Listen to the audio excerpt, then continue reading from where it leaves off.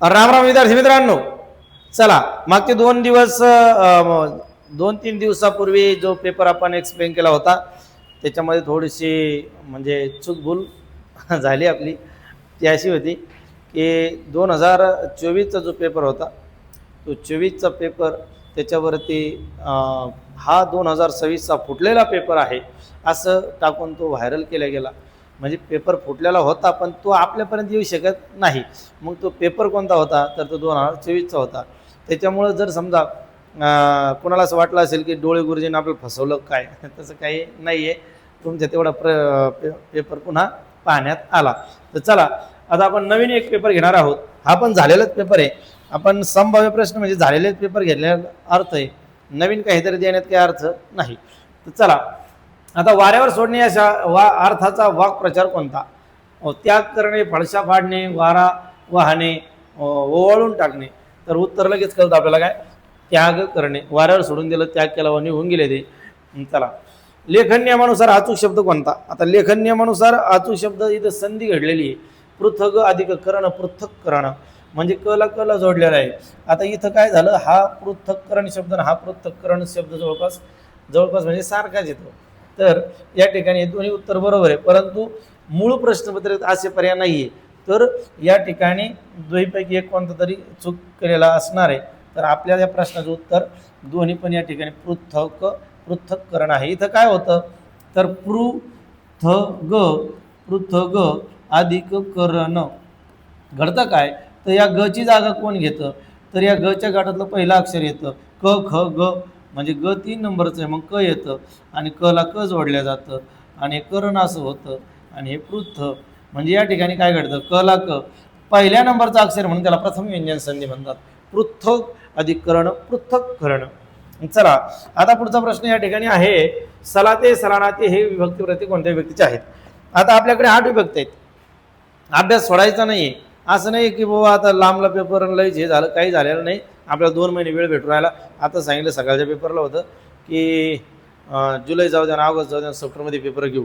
2 महिने भेटून राहिले, आनंदाने पुन्हा उड्या मारत अभ्यास करा. ताण घेऊ नका.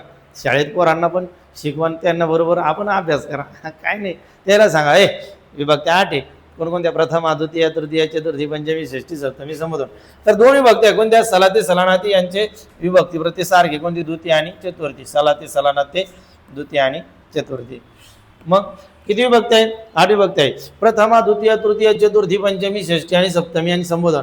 आता या ठिकाणी बघा लक्षात घ्या का, द्वितीय आणि चतुर्थीचे प्रत्यय, द्वितीय आणि चतुर्थीचे प्रत्यय सारखे. द्वितीय आणि तृतीय नाही. द्वितीयाचे काय? सलाते सलानाते. तृतीयाचे ने एसी नेसी. चला इथे प्रथमेला नाही. तर जाऊ द्या, बाकीचं भानगडी करण्यापेक्षा आपल्या विभक्ती किती आहे? 8 आहे आणि द्वितीय आणि चतुर्थीचे प्रत्यय सारखे. उत्तर काय आहे मग? 3. चला पुढचं लक्षात घ्या, वचनानुसार अचूक नसलेली जोडी ओळखा. शब्द जोडी. मग आता वचन आपल्याला वचनाचे नियम माहितीच नाही. जर आपण म्हणलं भाषा, ती भाषा, भाषेचं लिंग काय हो? ती आहे.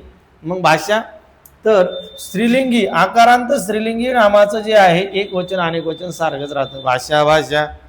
सभा एक वचन अनेक वचन सारखंच, सभा सभा. आज्ञा आज्ञा आकारांत स्त्रीलिंगी नामाची एक वचन अनेक वचन सारखेच राहते. दिशा दिशा त्या पद्धतीने. आता इथं हे तिन्ही एका नियमात बसते. भाषा भाषा, सभा सभा, आज्ञा आज्ञा. परंतु इथं भाषण भाषण.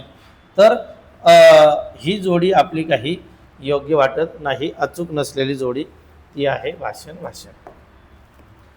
क्रियापदाचे रूप नेहमी तृतीय पुरुषी, नपुंसकलिंगी, एक वचनी व स्वतंत्र असणारा प्रयोग कोणता? प्रयोग म्हणजे काय? प्र अधिक युज या संस्कृत धातूपासून प्रयोग शब्द तयार झाला. प्रयोगाचे 3 प्रकार पडतात. कर्तरी, कर्मणी, भावे. कर्तरी प्रयोगामध्ये कर्त्याला प्रत्यय नसतं, कर्मणी प्रयोगामध्ये कर्माला प्रत्यय नसतं, पण कर्त्याला असतं. भावे प्रयोगामध्ये दोन्हीला प्रत्यय असतं. मग आता भावे प्रयोगामध्ये कर्ता नेहमी कसा असतो? तृतीय पुरुष. क्रियापदाचे रूप नेहमी तृतीय पुरुषी, नपुंसकलिंगी, एक वचनी असते. तो प्रयोग असतो भावे प्रयोग. आणि भावे प्रयोगामध्ये कर्त्या आणि कर्माला दोहीला प्रत्यय असतात. कर्त्या आणि कर्माचा दोहीचा हुकूम चालत नाही. तो प्रयोग असतो भावे प्रयोग. कर्म असेल सकर्मक म्हणा, कर्म नसेल अकर्मक म्हणा. सुंदरा मनामध्ये भरली ही राम जोशी यांची रचना कोणत्या प्रकारात आहे? आता सुंदरा मनामध्ये भरली, सुंदरा सुंदरा सुंदरा. पोवाडा पोवाडा नाही येणार. अभंग, संतवाणी. मग सुंदरा मनामध्ये भरली, सुंदर अशी काय राम जोशी यांची काय आहे, लावणी आहे.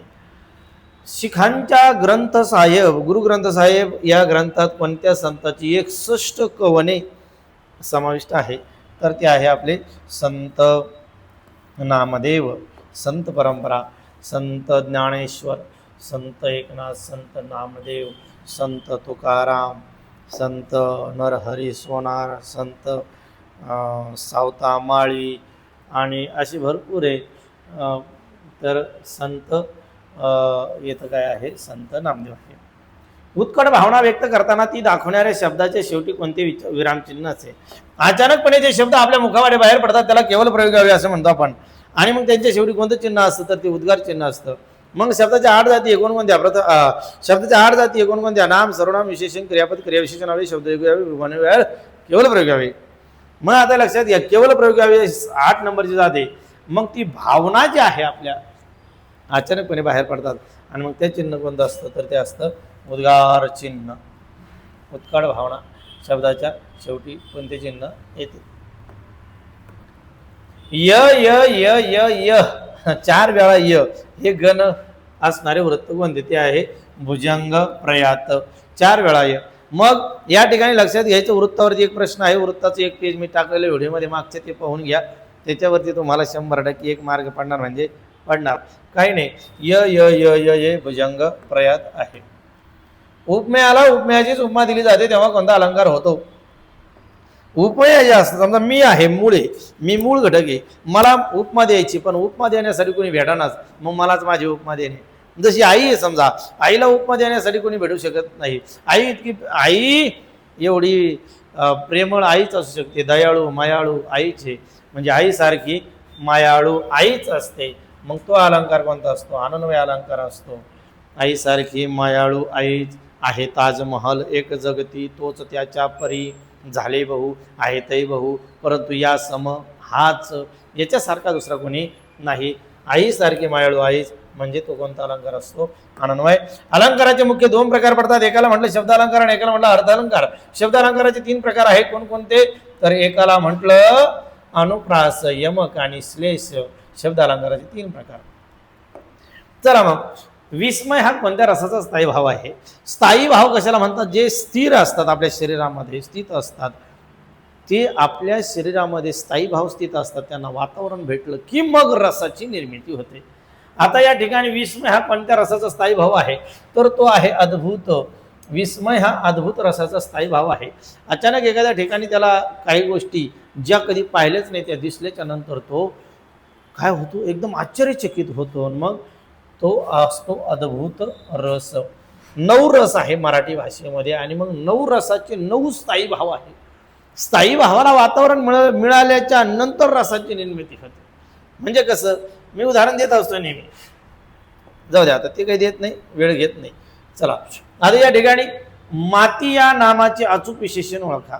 आता मातीला कोणतं विशेषण लावणार, मग विशेषण म्हणजे काय, नामाबद्दल विशेष माहिती सांगणारी जात. नामाबद्दल विशेष माहिती सांगणारी जात त्याला आपण विशेषण म्हणतो. विशेषणाचे मुख्य 3 प्रकार आहे, गुणविशेषण, संख्या विशेषण, सार्वनामिक विशेषण. गुणविशेषण, संख्या विशेषण, सार्वनामिक विशेषण. संख्या विशेषणाचे 5 प्रकार पडतात, गणना, क्रम, आवृत्ती, पृथकत्व, अनिश्चित. त्याच्यावरती प्रश्न विचारलेला आहे टीएटीला, म्हणून विशेषण जात चांगली करून ठेवा. माती या नामाचे अचूक विशेषण म्हटलं तर मातीला काय म्हणणार आहे आपण, बहरदार माती नाही, पडीक माती, मजेदार माती नाही, मग कसदार माती. कशी आहे, कसदार आहे म्हणून तर पीक चांगलं येतं. चला, मधु लाडू खात असे या वाक्यातील काळ ओळखा. आता मधु लाडू खात असे, मधु लाडू खात असे, मधु लाडू खात असे, असे असे असे असे म्हटलं की भूतकाळ डोक्यात ठेवायचा. मग कोणता भूतकाळ, रीती भूतकाळ. मधु लाडू खात असे, बसत असे, उठत असे, रडत असे, हसत असे, खेळत असे, पळत असे, असे असे. मग आशेच्या आधी धातू साधित तत्व आहे. खात आहे, उठत आहे, बसत आहे, पळत आहे, रडत आहे, हसत आहे, मरत आहे, झोपत आहे. तो आहे तो चालू वर्तमान काळ होईल. खात आहे, पळत आहे, रडत आहे आलं का तो काय होणार, चालू होणार. इथं असे, मग काय, खात असे, रीती रीती रीती भूतकाळ. चला 14 नंबरचा प्रश्न आहे, पररूप संधीचे उदाहरण ओळखा. आता आपल्याकडे संधी प्रकरण जे आहे ना, ते संस्कृतमधून आलेलं आहे. मग त्याच्यामध्ये त्याच्यामध्ये स्वर संधी, व्यंजन संधी आणि विसर्ग संधी यामध्ये येणारे उदाहरण आहेत तत्सम शब्द आहे, म्हणजे संस्कृत शब्द आहे.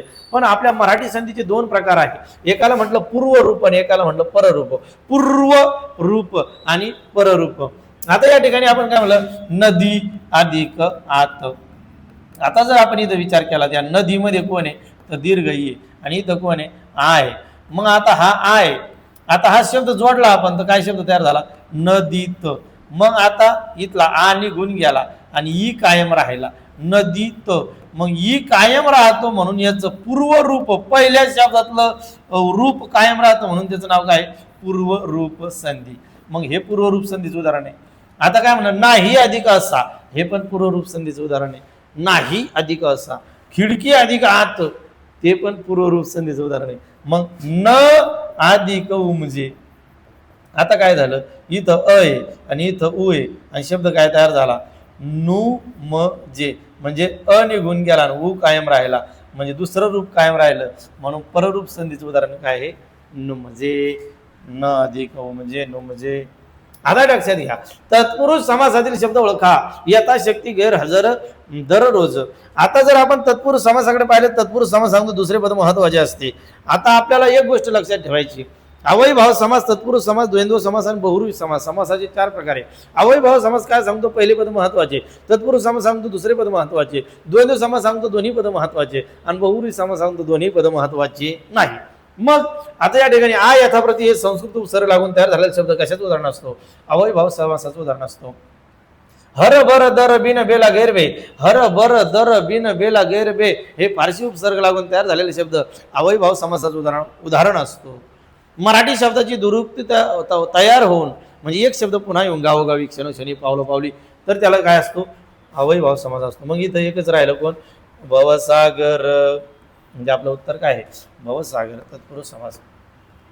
अनुराग या शब्दाचा समानार्थी शब्द, समानार्थी विरुद्धार्थी शब्द वाचून ठेवा, त्याच्यावर 100% एक प्रश्न आहे. आणि तुम्हाला सांगतो, जर तुम्हाला हे व्याकरण 2 महिने भेटत असेल तर एकाच महिन्यात परफेक्ट होणार तुम्ही. आपलं घे भरारी डोळे गुरुजी नावाचं ॲप घ्या, त्या ॲपवरती तुम्हाला संपूर्ण बॅच 5 तारखेपर्यंत घेतली तर 50 रुपयाला, नंतर त्याची किंमत 1 शून्याने वाढणार आहे, म्हणजे 500 होणार आहे. हो, घेऊन टाका लवकर, म्हणजे तुम्हाला 50 रुपयात 30 मार्क भेटू शकतात. आणि आपलं पुस्तक आहे, नवीन आवृत्ती येते 5 तारखेला, ते 5 तारखेला पुस्तक मागून घ्या. किती रुपयाला आहे, 150 रुपयात. कसं भेटणार तर 98 34 89 82 13, 98 34 89 82 13 या नंबरला तुम्ही तुमचा पत्ता पाठवायचा. त्याच्यावर तुम्हाला एक स्कॅनर येईल, त्या स्कॅनरवरती तुम्हाला 150 रुपये पाठवायचे. 150 रुपये पाठवले, 5 तारखेला पाठवा, आपण आज पाठवू नका. 5 तारखेला पैसे पाठवले, 5 आणि 4 9, 9 तारखेच्या आत तुमच्या घरी पुस्तक येणार. 4 दिवसात. कुठं, भारतात कुठेही येणार, पोस्टाने येणार आहे. हे ते लक्षात, काही काळजी करू नका. पुस्तक वाचा, पुस्तक वाचलं तुमचे समानार्थी, विरुद्धार्थी, समुदर्शक, म्हणी, वाक्प्रचार सर्व पाठ होणार. एकदम पुस्तक छान पुस्तक आहे, छोटं पुस्तक आहे, जास्त मोठं पण नाही. चला मग आता विरुद्धार्थी. अनुराग या शब्दाचा समानार्थी शब्द काय आहे, प्रेम आहे. इथं आपल्याला दिसतात काय, अनुराग शब्दाचा समानार्थी शब्द इथं क्रोध, राग, संताप, हे क्रोध, राग, संताप हे समानार्थी शब्द आहे. मग अनुराग, अनुराग, मग तिथं कोण भेटत आपल्याला, फक्त प्रेम. विरुद्धार्थी शब्दाची अचूक नसलेली जोडी ओळखा. आता अचूक म्हणजे काय तर चुकीची जोडी. धरती आकाश, धरती आकाश, वय नाही, अवघड सोपे आणि सुलभ सोपे, म्हणजे हे सारखेचे समानार्थी, म्हणजे हे चुकीचे आहे. मग अवघड सोपे झाले हो, डोळे गुरुजी आले हो, अवघड सोपे झाले हो. चला अचूक शब्द ओळखा. आदरणीय, आता इथं लक्षात घ्या, आदरणीय हा शब्द शुद्ध आहे. आदरणीय हे जर तुम्हाला शुद्ध शब्दाचा कोर्स करायचा असेल तर आपल्या ॲपवरती 50 रुपयात महाराष्ट्रामध्ये सर्वप्रथम शुद्ध लेखनाचा कोर्स तयार करणारा एकमेव व्यक्ती आहे डोळे गुरुजी. हा, तो घ्या म्हणजे घ्या, 100% घ्या. तुम्हाला सांगतो कशाला घ्यायचा, घ्या तुम्ही, पहा आणि प्रत्येक शाळेतल्या प्रत्येक विद्यार्थ्याला सांगा. हो, दररोज एक नियम घ्या, दररोज एक नियम. एका महिन्यात पोरं परफेक्ट. उकार कोणता देऊ, वेलांटी कोणती देऊ, शेवटून दुसऱ्या अक्षराला वेलांटी कोणती देऊ, शेवटून पहिल्या अक्षराला वेलांटी कोणती देऊ, नंतर मग दिलेली म्हण पूर्ण करा. ज्याची खावी पोळी त्याची वाजवावी टाळी. हो, दररोजचे आपलं दैनंदिन व्यवहारात म्हणतो आपण, ज्याची खावी पोळी त्याची वाजवावी टाळी. म्हणजे ज्याचं तुम्ही खाताना त्याच संग नीट राहा. हा, नाही तर मग ज्याचं खावं मीठ त्यालाच करावं नीट. असं खेळ नको. ज्यांनी तुम्हाला काय केलं, खाऊ घातलं वेळेवर, समजून सांगितलं असं असं आहे बाबा. नाही तर मग काय, गरज सरो आणि वैद्य मरो. आपली गरज संपली की त्या दिवशी डॉक्टर मेला तरी चालतो, आपल्याला बरं केलं. तसं नको. तर या ठिकाणी लक्षात घ्यायचं, ज्याची खावी पोळी त्याची वाजवावी टाळी. उपकाराची जाणीव ठेवा. कृतज्ञ न बनू नका, कृतज्ञ बना. आपल्याला काहीतरी शिकायला भेटलेलं त्यांच्याकडून, आपण त्यांच्याकडून 2 शब्द शिकायला भेटले म्हणजे कृतज्ञता पाहिजे. मग ज्याची खावी पोळी त्याची वाजवावी टाळी. नाही तर मग लहानपणी त्याने आपल्याला सांभाळलेलं आहे, मग आता आपण मोठे झालो, जाऊ द्या मग सांभाळलं असं ते सोडून त्याला. तसं नका करू. सम्राट सिंह या नाटकाचे लेखक कोण? सम्राट सिंह या नाटकाचे लेखक कोण? आता नट सम्राट हे नाटक मागे खूप गाजलं, त्याच्यावर चित्रपट पण आला, नट सम्राट. मग नट सम्राट आपले नाना पाटेकरांना भूमिका केली, त्याच्यामध्ये खूप छान भूमिका केलेली. घर द्याता का कोणी घर, आणि संदेश दिला की तुम्ही जोपर्यंत जीवन दे तोपर्यंत तुमच्या लेकराच्या नाव सर्व संपत्ती करू नका, नाही तर तुम्हाला हाकलून देते ते. हो, म्हणून नट सम्राट पहा एकदा, आणि संपत्ती आपल्या नावावर ठेवा म्हातारपणात. हो, न सारा आपले लेकरं चांगले जरी असले तरी ठेवा थोडंफार. नाही तर मग ते आपल्याला कधी हाकलून देऊ शकतात. एक उदाहरण दिलं कोणी, नट सम्राटने. मग नट सम्राट विवा शिरवाडकरांचं होतं असं मला वाटतं. कोणतं? नट सम्राट. मग आता या ठिकाणी सम्राट सिंह विचारलं तर गोंधळ होऊ शकतो, म्हणून ते आहे प्रल्हाद केशव अत्रे. आता मागच्या प्रश्नपत्रिकेमध्ये थोडेसा गोंधळ झाला होता, तर त्याच्याबद्दल मी इथे काही बोलणार नाही. चला, सांध्य पर्वतातील वैष्णवी या काव्यसंग्रहाचे कवी कोण? आता सांध्य पर्वतातील वैष्णवी ते आहे कवी ग्रेश आहे. संबोधनिक्त शब्द रूप ओळखा. आता आपल्याकडे 8 विभक्ती आहे, प्रथमा द्वितीय तृतीय चतुर्थी पंचमी षष्ठी सप्तमी आणि शेवटची संबोधन. संबोधन म्हणजे काय? संबोध करणे, हाक मारणे, आवाज देणे. मग देवी, देव, देवता असं म्हणतात. देवतांनो मला प्रसन्न व्हा आणि या TAT मध्ये यश मिळवून द्या. देवतांनो. चला, मला बऱ्याच जणांचे फोन आले, गुरुजी ते तुम्ही प्रश्नपत्रिका पाठवल्या तेवढं करून आम्ही पास होऊ का? उगाच कशाला म्हणून मी तेवढ्या प्रश्नपत्रिका करून पास होणार नाही ना. अभ्यास करा, अभ्यास केल्यानंतर त्या प्रश्नपत्रिका सोडवा, त्या सोडवल्याच्या नंतर तुम्ही पास होणार. नाही तेवढेच प्रश्न पाठवा आम्हाला, तेवढे पाठ केले म्हणजे त्यातूनच आले पाहिजे. आपण काय देव एक काय? त्याच्या पंतप्रधान म्हणाले की युवकांनी उद्यमशील बनावे. आता या ठिकाणी 2 वाक्य बघा. पंतप्रधान म्हणाले की हे उभयान्वयावे आहे. युवकांनी उद्यमशील बनावे. मग आता या ठिकाणी हे त्याचं काय आहे? स्वरूप आहे. गुरुजी म्हणाले की पृथ्वी सूर्याभोवती फिरते. गुरुजी म्हणाले की पृथ्वी सूर्याभोवती फिरते. 1 रुपया म्हणजे 100 पैसे. 1 रुपयाचं स्वरूप पुढे स्पष्ट झालं. पंतप्रधान म्हणाले की युवकांनी म्हणजे स्वरूप. इथं लक्षात घ्या, स्वरूप, कारण, उद्देश. स्वरूप, कारण, उद्देश आणि संकेत. स्वरूप, कारण, उद्देश, संकेत या 4 प्रकारामध्ये येणारं वाक्य हे मिश्र वाक्य असतं, आणि या 4 प्रकारात न येणारं वाक्य संयुक्त वाक्य असतं. मग स्वरूप आहे, कारण आहे, उद्देश, संकेत आहे, मग पटकन कळतं स्वरूप मिश्र वाक्य आहे. चला, आता भरधाव या शब्दातील उपसर्ग ओळखा. उपसर्ग आणि प्रत्यय आपल्याला माहिती असणं गरजेचे. प्रत्यय शब्दाच्या शेवटी जोडली जातात आणि उपसर्ग सुरुवातीला जोडले जातात. मग आता इथं आपल्याला धाव शब्द दिसतो आणि त्याच्या पुढे भर लागलं. या शब्दातील उपसर्ग ओळखा, तर मग पटकन दिसतं आपल्याला भरधाव गाडीने त्याला ठोकले, जाग्यावरच अंत झाला. आई वडील यांना पत्र लिहिताना कोणता अचूक मायना लिहावा? आई वडील म्हटलं की देव आहे. तीर्थ स्वरूप नाही, तीर्थ रूपचे डायरेक्ट. वेलांटी दुसरी लक्षात ठेवायची. तीर्थ स्वरूप नाही. आई वडील म्हणजे तीर्थ, तीर्थापेक्षा कमी नाही. कुठेच जाऊ नका, आई वडिलांची सेवा करा. आई वडिलांची सेवा केली म्हणजे तुम्ही सर्व देव केल्यासारखे. मग तीर्थरूप आई वडील. आई वडिलांना जर पत्र लिहायचं असेल तर तीर्थरूप आहे. आणि आई वडिलांच्या समान वडीलधारी मंडळी म्हटलं की मग तीर्थ स्वरूप असतं, तिथं पण वेलांटी लक्षात ठेवा कोणती असते, दुसरी असते. मराठी वर्णमालेतील अह यांना काय म्हणतात, तर यांना स्वरादी म्हणतात. स्वर आहे आधी ज्याच्या, स्वर आहे आधी ज्याच्या, हा स्वर आहे, नंतर आला अनुस्वार तयार झाला हा स्वर आहे, नंतर आला विसर्ग अह, अह. किती स्वरादी? 2 आहे. कुणी आणल्या त्या? मोरो केशव दामले यांनी यांचा समावेश आपल्या वर्णमालेमध्ये केलेला आहे. चला आता इथं लक्षात घ्या, वर्ण जर विचारलेत किती सांगायचे? 52 सांगा. जर आपल्याला विचारलं मूळ मराठी भाषेमध्ये वर्ण किती होते? 48 होते. वर्ण जर विचारलं तर 48 सांगा. आधुनिक जर विचारलं तर 52 सांगा. स्वर विचारले, आता जर विचारले तर 14 सांगा.